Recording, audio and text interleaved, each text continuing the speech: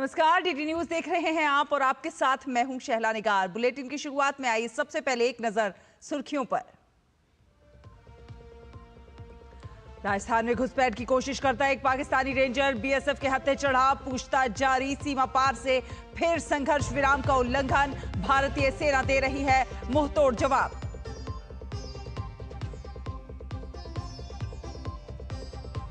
Arctic circle India से विदेश मंत्री डॉक्टर एस जयशंकर का संबोधन, कहा नई दुनिया में प्रतिस्पर्धा के नए क्षेत्र चुनौती बनकर उभरे, भविष्य में देखने को मिलेंगे क्रांतिकारी परिवर्तन।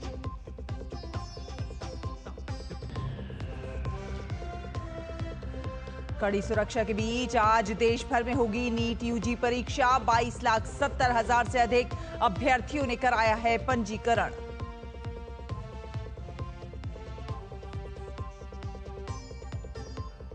योग साधक शिवानंद बाबा जी का निधन, पीएम मोदी ने जताया दुख, कहा योग और साधना को समर्पित उनका जीवन देश की हर पीढ़ी को करता रहेगा प्रेरित।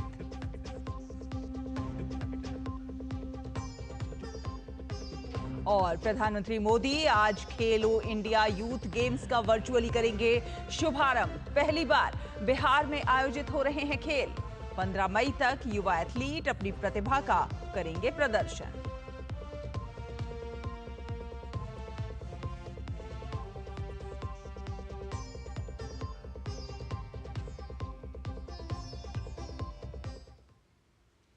तो आपको बता दें कि राजस्थान के श्री गंगानगर में भारत पाकिस्तान अंतर्राष्ट्रीय सीमा पर सीमा सुरक्षा बल यानी कि बीएसएफ ने बड़ी सफलता हासिल की है।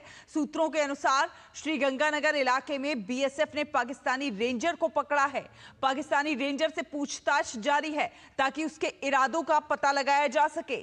जानकारी के अनुसार यह कार्रवाई उस समय की गई जब पाकिस्तानी रेंजर भारतीय सीमा में अवैध रूप से प्रवेश करने की कोशिश कर रहा था। सूत्रों के अनुसार बीएसएफ के जवान सीमा पर गश्त कर रहे थे, तभी उन्होंने संदिग्ध गतिविधि देखी। सतर्क जवानों ने तुरंत कार्रवाई करते हुए पाकिस्तानी रेंजर को पकड़ लिया। घटना के बाद श्रीगंगानगर और आसपास के सीमावर्ती इलाकों में सुरक्षा व्यवस्था को और सख्त कर दिया गया है। बीएसएफ ने अतिरिक्त चौकसी बरतने के निर्देश जारी किए हैं ताकि किसी भी संदिग्ध गतिविधि को तुरंत रोका जा सके। स्थानीय प्रशासन और खुफिया एजेंसियां इस मामले पर नजर बनाए हुए हैं और पाकिस्तान अपनी नापाक हरकतों से बाज नहीं आ रहा है। लगातार सीज फायर का उल्लंघन कर रहा है। जम्मू कश्मीर के कुपवाड़ा, बारामूला, पुंछ, राजौरी, मेंढर, नौशेरा, सुंदरबनी और अखनूर के आसपास के इलाकों में नियंत्रण रेखा के पार पाक सेना ने फायरिंग की है। पाकिस्तान ने बिना किसी उकसावे के छोटे हथियारों से गोलीबारी की, तो वहीं भारतीय सेना ने पाकिस्तान की गोलीबारी का मुंहतोड़ जवाब दिया। तो पाकिस्तान की नापाक हरकत लगातार जा रही है, बाज नहीं आ रहा है। पाकिस्तान नियंत्रण रेखा के पार लगातार फायरिंग कर रहा है। कुपवाड़ा, बारामूला, पुंछ और अखनूर में गोलीबारी की है और सीज फायर का उल्लंघन किया है। और कांग्रेस नेता राहुल गांधी एक बार फिर अपने बयान को लेकर विवादों में घिर गए हैं। हाल ही में एक इंटरव्यू के दौरान राहुल गांधी ने भगवान राम को पौराणिक पात्र कहा, जिसके बाद बीजेपी ने उन पर तीखा हमला बोला है। बीजेपी के राष्ट्रीय महासचिव तरुण चुघ ने राहुल गांधी पर कड़ा प्रहार करते हुए इस बयान को हिंदू भावनाओं का अपमान बताया और कांग्रेस पार्टी पर हिंदू विरोधी मानसिकता का आरोप लगाया। राहुल गांधी हमेशा ही भगवान राम, भारत की संस्कृति, भारत के सनातन का अपमान करते आ रहे हैं।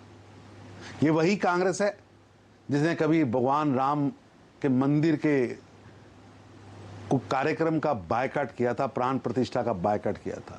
भगवान राम का मंदिर ना बने, वकीलों की फौज कोर्ट में खड़ी की थी और 2007 में तो एफिडेविट दे दिया था कि भगवान राम हुए ही नहीं। ये कांग्रेस की सनातन विरोधी, भारत विरोधी, श्री राम विरोधी विचारधारा है और देश श्री राम विरोधियों को सबक सिखा रहा है। और जम्मू कश्मीर के पहलगाम में हुए आतंकी हमले के बाद भारत का पाकिस्तान पर एक्शन लगातार जारी है और इस कड़ी में अब पाकिस्तान के पूर्व प्रधानमंत्री इमरान खान और पूर्व विदेश मंत्री बिलावल भुट्टो जरदारी पर गाज गिरी है। दोनों का एक्स अकाउंट भारत में बैन कर दिया गया है। इमरान खान, बिलावल भुट्टो, इन दोनों का ही एक्स अकाउंट जो है भारत में बैन हो गया है। लगातार कार्रवाई हो रही है, तमाम यूट्यूब चैनल्स को बैन किया गया है, तमाम एक्स अकाउंट जिन पर लगाम कसी गई है। बिलावल भुट्टो का भी एक्स अकाउंट जो है भारत में बैन कर दिया गया है। और आपको बता दें कि देश भर में आज मेडिकल प्रवेश परीक्षा नीट यूजी आयोजित की जा रही है। परीक्षा केंद्रों में छात्रों की एंट्री शुरू हो गई है। परीक्षा का आयोजन नेशनल टेस्टिंग एजेंसी यानी एनटीए की ओर से किया जा रहा है। ये परीक्षा 5000 से ज्यादा केंद्रों पर दोपहर 2 बजे से शाम 5 बजे तक आयोजित होगी। एनटीए के अनुसार परीक्षा के लिए 22 लाख से अधिक विद्यार्थियों ने पंजीकरण कराया है। परीक्षा को लेकर छात्र पूरे कॉन्फिडेंट नजर आ रहे हैं, हालांकि कुछ छात्र नर्वस भी थे। जो भी बढ़िया तैयारी है, जो भी है, जैसा भी है, जो भी पेपर में आएगा उसको अच्छे से अटेम्प्ट करना है और जो भी घबराना नहीं है पेपर देख करके, अपना फुल बेस्ट देना है, बाकी तो होता रहता है जो भी हो। तैयारी बहुत अच्छी है इस बार की, तो मैं बहुत कॉन्फिडेंट हूँ इस बार के लिए। तो कैसी है आपकी तैयारी एग्जाम? अच्छी है, 70-80% तो है। मेरी तो परफेक्ट तैयारी है। इस बार का पैटर्न थोड़ा हार्ड किया गया है गवर्नमेंट की तरफ से। पहले थोड़ा टाइम ज़्यादा दिया जाता था क्वेश्चन से, इस बार थोड़ा टाइम कम, तो कंपटीशन डेफिनेटली थोड़ा बढ़ेगा ज़्यादा। अभी थोड़ी नर्वसनेस है बट कॉन्फिडेंस भी है कि कहीं ना कहीं हो जाएगा करके। कंपटीशन हाई रहेगा? कंपटीशन तो हमेशा हर साल हाई रहता है। आपको अपने सेल्फ बिलीव होनी चाहिए कि आपकी तैयारी कैसे है। आपका कंपटीशन आप खुद ही रहते हो हमेशा। नर्वसनेस तो है।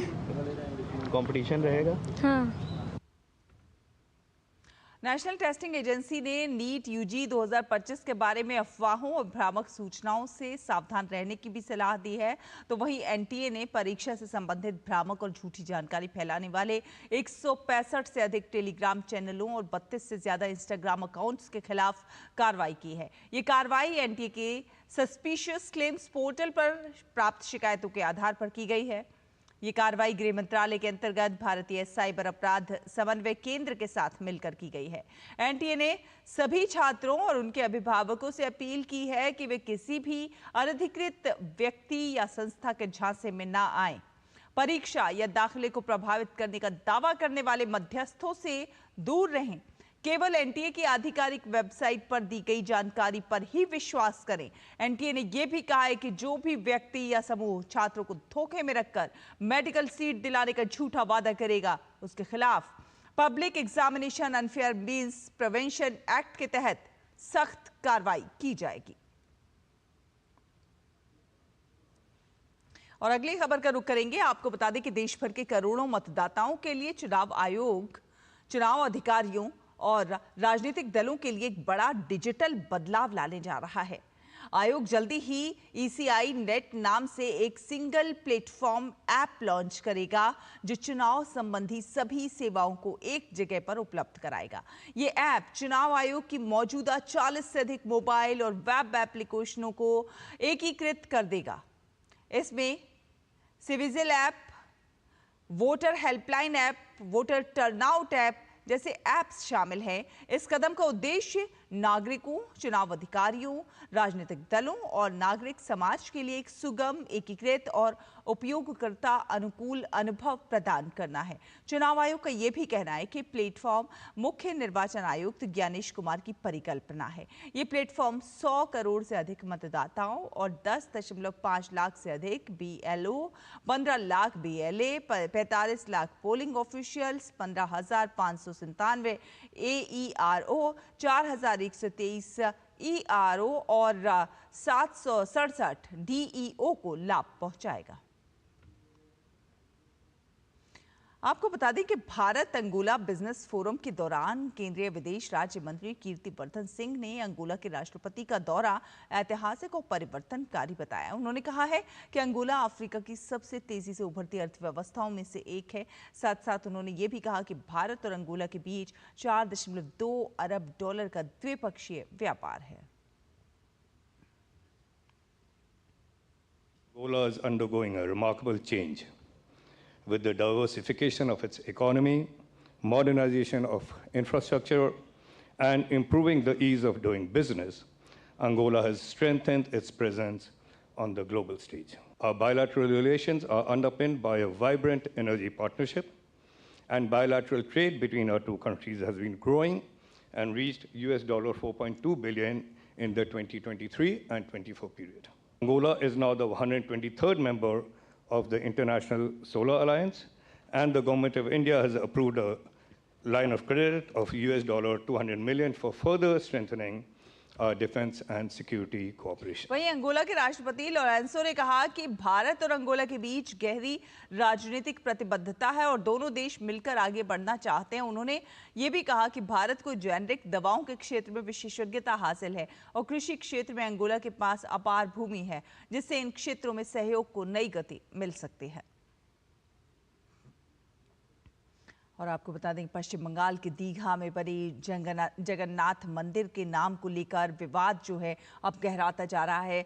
बीजेपी नेता शुभेंदु अधिकारी ने मंदिर से जुड़ी आपत्तिजनक गतिविधियों की कड़ी निंदा करते हुए ओडिशा के मंत्री पृथ्वीराज हरिचंदन द्वारा शुरू की गई जांच का स्वागत किया है। उनका आरोप है कि सेवकों की संदिग्ध भूमिका और पवित्र नीम की लकड़ी का दुरुपयोग ने जगन्नाथ संस्कृति की गरिमा को ठेस पहुंचाई है। साथ साथ उन्होंने पश्चिम बंगाल सरकार पर निशाना साधते हुए कहा है कि दीघा परियोजना को कागजों में सांस्कृतिक केंद्र बताया गया है, लेकिन प्रचार में जगन्नाथ मंदिर कहकर भक्तों को गुमराह किया जा रहा है। शुभेंदु का यह भी कहना है कि धाम का धार्मिक महत्व है और पुरी की तरह सिर्फ 4 धाम ही मान्य हैं। दीघा को धाम कहना धार्मिक आस्था के साथ छल है। सारनाथ से भगवान बुद्ध के पवित्र अवशेष अब वियतनाम पहुंच गए हैं। इस पवित्र अवशेष को केंद्रीय मंत्री किरेन रिजिजू के नेतृत्व में एक उच्च स्तरीय भारतीय प्रतिनिधिमंडल वियतनाम लेकर पहुंचा है। इस दौरान वियतनाम के हो ची मिन्ह शहर थान टैम मठ में भगवान बुद्ध के पवित्र अवशेष का आशीर्वाद लेने के लिए भारी संख्या में श्रद्धालुओं की भीड़ उमड़ी। ये पवित्र अवशेष संयुक्त राष्ट्र वेसाक दिवस समारोह के लिए 21 मई तक वियतनाम में ही रहेंगे।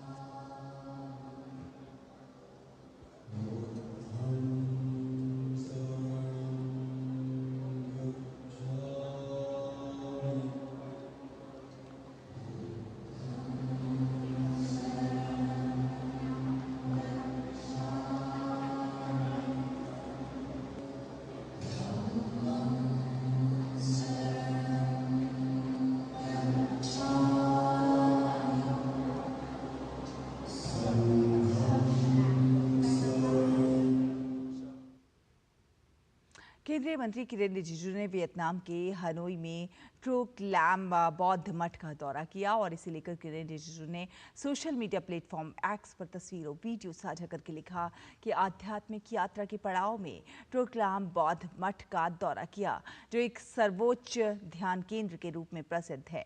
प्रकृति से घिरा ये मठ शांति में डूबा हुआ है। मैं भगवान बुद्ध की शिक्षाओं के साथ शांतिपूर्ण चिंतन के इस क्षण के लिए कृतज्ञ महसूस करता हूं।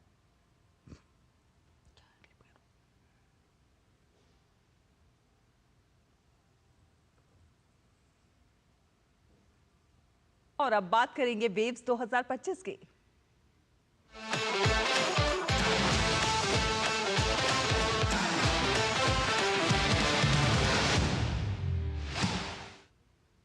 मुंबई में चल रहे विश्व ऑडियो विजुअल एवं मनोरंजन शिखर सम्मेलन यानी कि वेव्स का आज समापन होगा। जियो वर्ल्ड कन्वेंशन सेंटर में आयोजित वेव्स में कई सत्रों पैनल चर्चाओं का आयोजन किया गया। 1 मई से शुरू हुए इस शिखर सम्मेलन में देश और दुनिया की दिग्गज हस्तियां शामिल हुईं। मनोरंजन जगत के कई चर्चित चेहरे भी इस समिट का हिस्सा बने। 60 से अधिक देशों के प्रतिनिधिमंडल ने इसमें भाग लिया। वेव्स के माध्यम से भारत के मीडिया और मनोरंजन उद्योग को नई ऊंचाइयां मिली। साथ साथ भारत की रचनात्मक और सांस्कृतिक क्षमताओं को वैश्विक मंच पर प्रस्तुत करना, तकनीकी नवाचार को प्रोत्साहित करना और मीडिया एवं मनोरंजन उद्योग में भारत को एक वैश्विक शक्ति के रूप में स्थापित करने पर फोकस किया गया। वेव्स के माध्यम से भारतीय और वैश्विक हितधारकों के बीच ज्ञान का आदान प्रदान, संवाद और सहयोग को भी बढ़ावा मिला। शिखर सम्मेलन में आज VFX फिल्मों से संबंधित मास्टर क्लास होगी। साथ साथ changing dynamics of AVGC XR sector in AI era विषय पर चर्चा की जाएगी। इसके अलावा digital sculpting and film making using mobile camera पर वर्कशॉप का आयोजन होगा। मुंबई के जियो कन्वेंशन सेंटर में world audio visual and entertainment summit waves का आज आखिरी दिन है और इस आयोजन में भारतीय फिल्म जगत के वैश्विक विस्तार के उद्देश्य से करीब 90 से ज्यादा देश भाग ले रहे हैं। देखिए हमारी ये खास रिपोर्ट।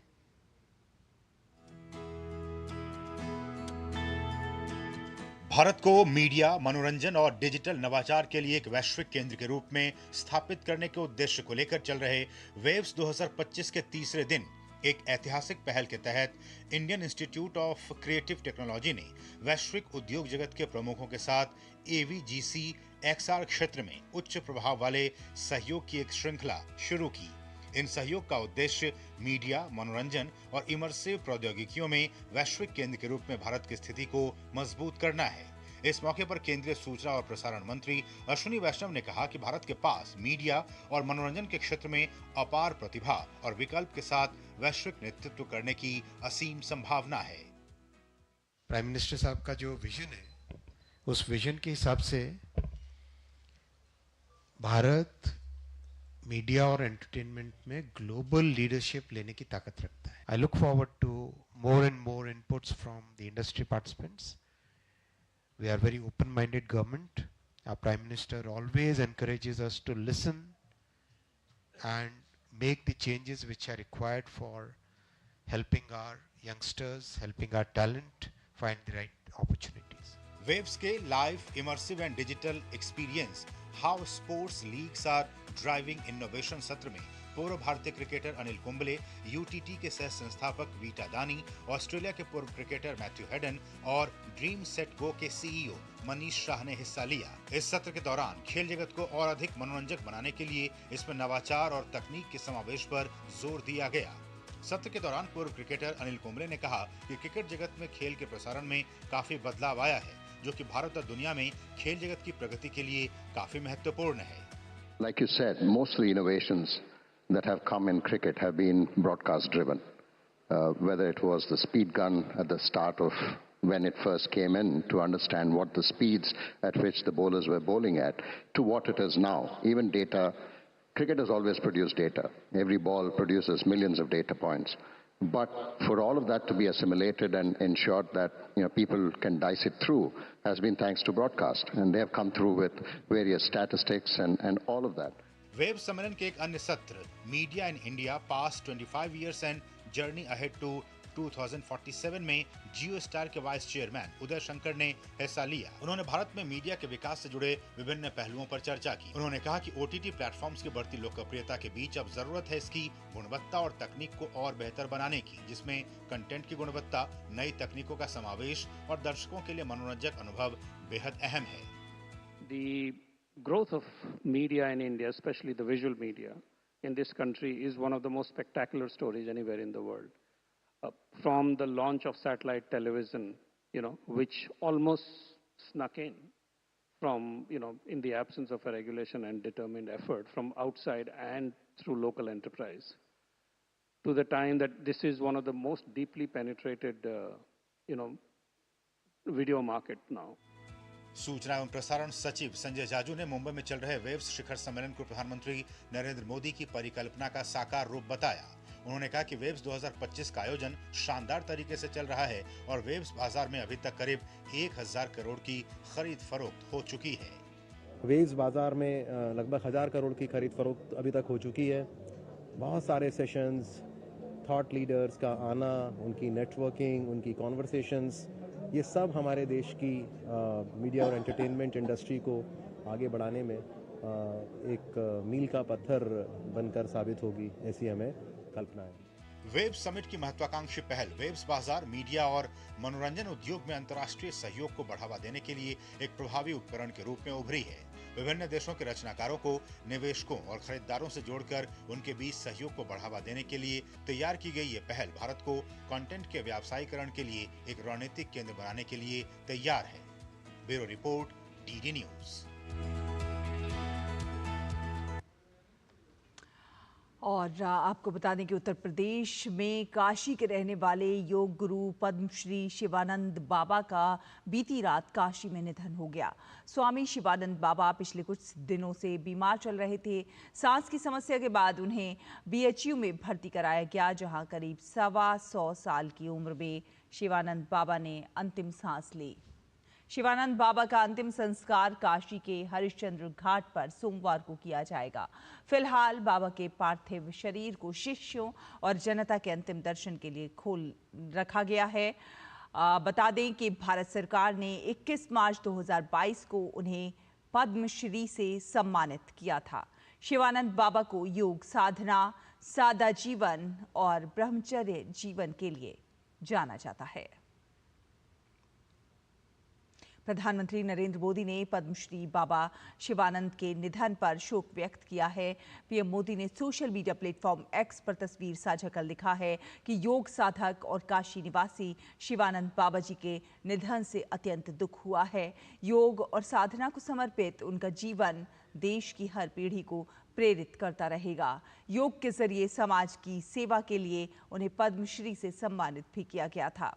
शिवानंद बाबा का शिवलोक प्रयाण हम सब काशीवासियों और उनसे प्रेरणा लेने वाले करोड़ों लोगों के लिए अपूरणीय क्षति है। मैं इस दुख की इस घड़ी में उन्हें श्रद्धांजलि देता हूं।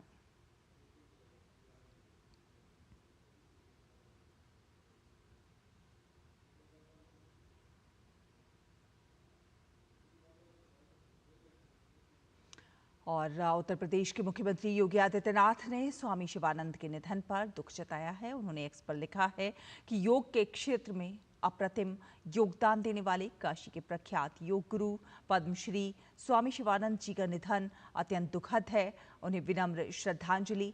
आपकी साधना एवं योगमय जीवन संपूर्ण समाज के लिए महान प्रेरणा है। आपने अपना पूरा जीवन योग के विस्तार में समर्पित कर दिया।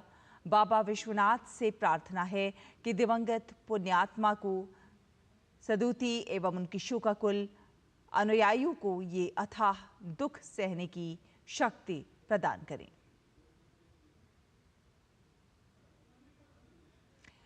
और आगे बढ़ेंगे खबरों में। बात खेलों की। जमीनी स्तर पर युवा प्रतिभा को पहचान देने और राष्ट्रीय और अंतर्राष्ट्रीय स्तर पर उन्हें सामने रखने के मंच खेलो इंडिया यूथ गेम्स का 7वें संस्करण का आज आगाज होगा।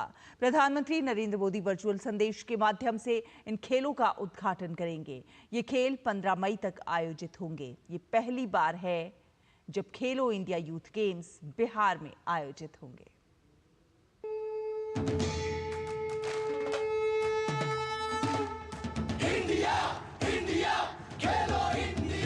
खेल के रंग बिहार के संग इसी तर्ज पर खेलो इंडिया यूथ गेम्स बिहार में अपने विस्तार का नया अध्याय लिखने के लिए तैयार है। खेलो इंडिया यूथ गेम्स के 7वें संस्करण का उद्घाटन 4 मई को पाटलिपुत्र में होगा। ये पहली बार है जब बिहार इन खेलों की मेजबानी करेगा। इन खेलों में देश भर के युवा एथलीट अपनी प्रतिभा का प्रदर्शन करेंगे। वहीं मेजबानी के लिए बिहार राज्य के 5 शहर सामने होंगे। ये खेल बिहार की राजधानी पटना समेत राजगीर, गया, भागलपुर और बेगूसराय में आयोजित होंगे। वहीं निशानेबाजी, जिम्नास्टिक और ट्रैक साइकिलिंग के इवेंट दिल्ली में होंगे। इन खेलों में करीब 10,000 से ज्यादा एथलीट नजर आएंगे। खेलो इंडिया यूथ गेम्स के सफर पर गौर करें तो इन खेलों की शुरुआत साल 2018 में हुई थी, जब दिल्ली ने इन खेलों की मेजबानी की थी। इसके बाद साल 2019 में पुणे में ये खेल आयोजित हुए, जबकि 2020 में गुवाहाटी, 2022 में पंचकुला, 2023 में मध्य प्रदेश और 2024 में तमिलनाडु में इन खेलों का आयोजन हुआ।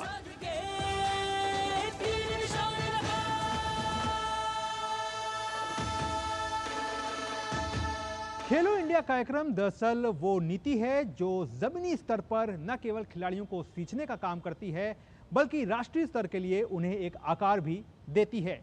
और इसी आकार के बल पर ये खिलाड़ी राष्ट्रीय स्तर पर पहले खुद को मांचते हैं और फिर अंतर्राष्ट्रीय स्तर पर अपनी पहचान बनाते हैं।